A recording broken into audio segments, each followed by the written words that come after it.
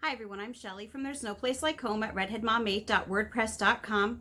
Well, it's getting to be that time of year for a lot of homeschoolers, homeschool planning time. And I've realized that when it comes to homeschool planning, you either love it or you hate it. Well, today I'm going to share with you 5 homeschool planning hacks that are going to help you keep your sanity.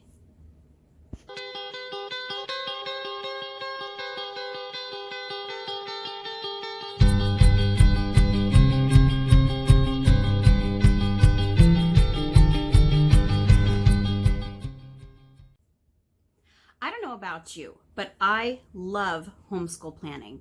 And the thing is that I have often loved it a little bit too much. What I have found that I've done over and over again is that I have been so into homeschool planning that it seems like in the blink of an eye, I already planned out 2 full years of lessons. And I'm just going to let you in on a little secret. That doesn't work. You don't want to do that. And every time that you do something like that, you're going to regret it. And so that's why I say that, yeah, with homeschool planning, it either comes to loving it or hating it, or sometimes even having a love-hate relationship with it at all, which is pretty much what I do.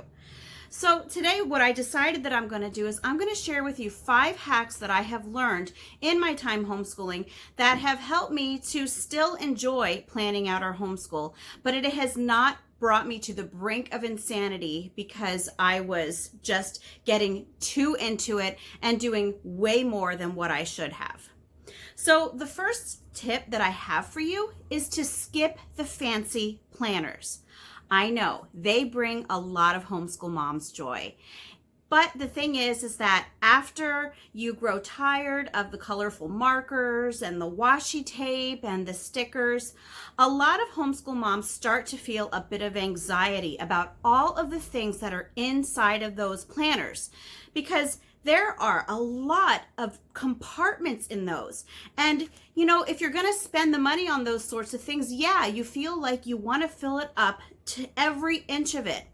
But the thing is that while there are some homeschool moms who really live off of this sort of thing and just really enjoy it, and if you are one of those moms, I'm not speaking to you for this one, but if you are one of those people like me who tends to get a bit overwhelmed over too much going on, here's the best tip that I have for you. Use a spiral notebook. They are inexpensive, they are flexible, and they are honestly all that you need. So the second tip that I have for you is pretty much what I was talking about just a few minutes ago. Don't plan too far ahead. As fun as it might be to plan a year or 2 ahead of time, or even 3 months ahead of time, and feeling that sense of accomplishment really does feel good sometimes, the fact is that life really doesn't tend to go the way that we think it's going to. But when you've spent a lot of time planning out all of these homeschooling days for a really extended period of time, what I found is that when things don't go according to plan and you start needing to change things up, it can be really stressful to see all of the plans that you had really looked forward to doing with your kids kind of getting rearranged and sometimes erased. So the tip that I have for you regarding this is keep your homeschool planning to between 1 and 4 weeks out. That is all that you need, and planning 1 to 4 weeks ahead of time, you won't get too anxious about having something happen that you don't get to do things exactly as you wanted. The third tip that I have for you is to stop numbering those pages.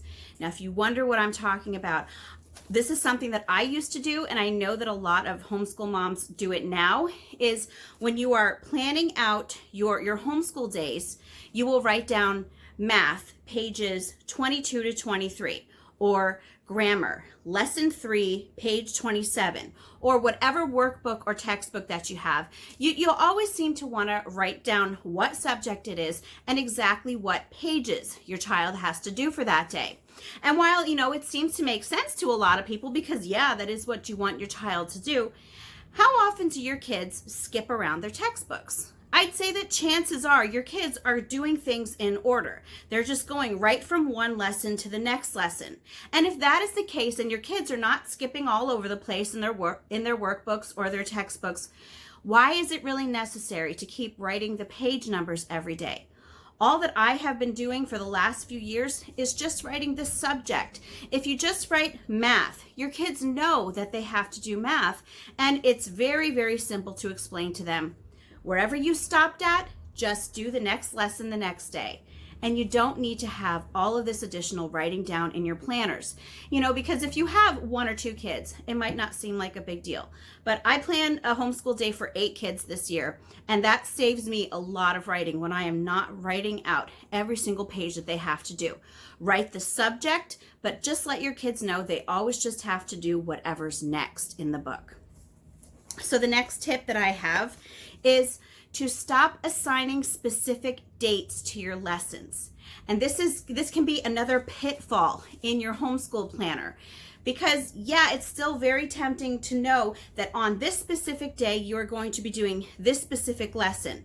But if you do this too far out ahead of time, what happens is, as I mentioned before, life gets in the way, things get rearranged, you end up not being able to do school for the day, and you see all of those dates in your beautiful planner, or maybe in your spiral notebook, being jumbled about.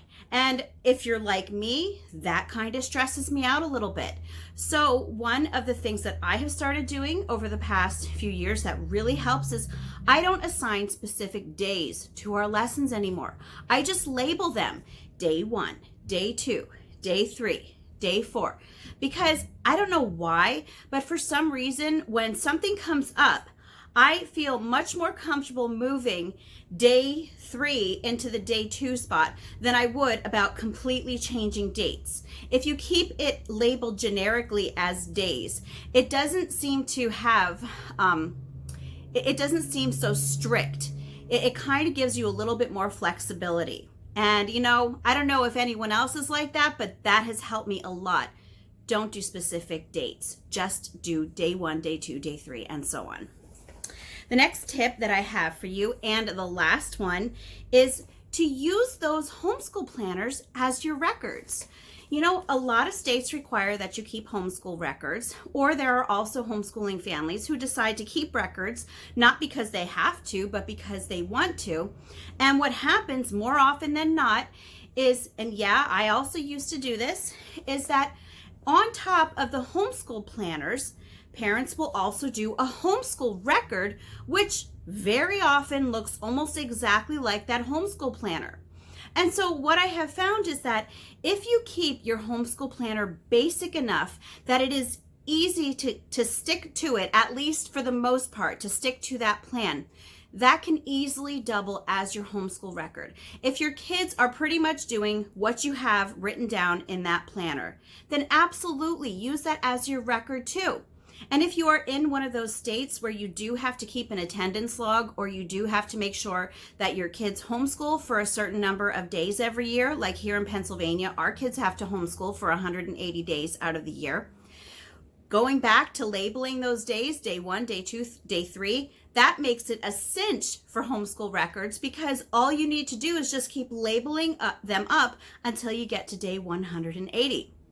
And so what I usually do in my homeschool planner is, once we complete a day, I will put an X over it. If you don't want to put an X over it and cover up most of the lessons that you did, which even with my X, you can still read what we did, but you might even want to just do a little check marks or write done at the top, just to show that, yes, those were the lessons and they were completed that day. And there you have it. Your homeschool planner is also doubling as your homeschool record. So anyway, that's all that I have for you today. If you like this video, give it a thumbs up. If you haven't subscribed yet and would like to hear more of what I have to say, I would love if you would do that. If you have any questions or comments, you will have to leave them over on Instagram, because YouTube has disabled my comments.